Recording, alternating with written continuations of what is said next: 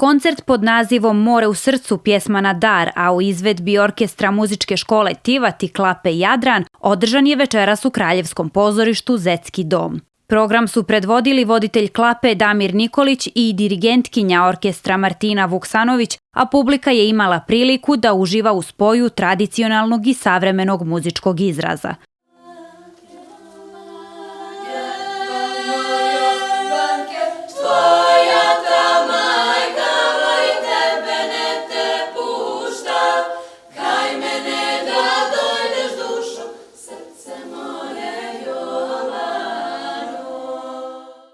Dirigentkinja orkestra Martina Vuksanović je za RTV Cetinje kazala da je cilj bio publici pokloniti veče ispunjeno emocijom. Naziv koncerta More u srcu, pjesma na dar.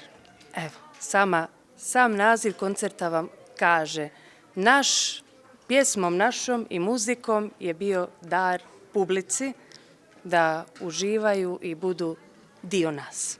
Takva podrška, aplauzom, pjesmom. Čuli smo da publika pjeva, to je zaista nama i više nego dovoljno. Prema njenim riječima, spoj orkestra i Klape dogodio se sasvim prirodno, iz zajedničke ljubavi prema muzici, ali i želje da publici ponude nešto novo i inovativno. Došli smo do jedne ideje, zašto ne bismo spojili?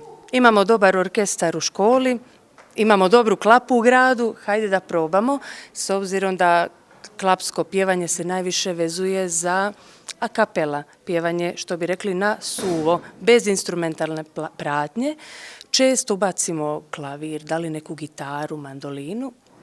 Međutim, ovo je nešto novo što ovdje niko u našoj državi nije, da kažem, eksperimentisao, izvodio, a vidim da se jako lijepo pokazalo.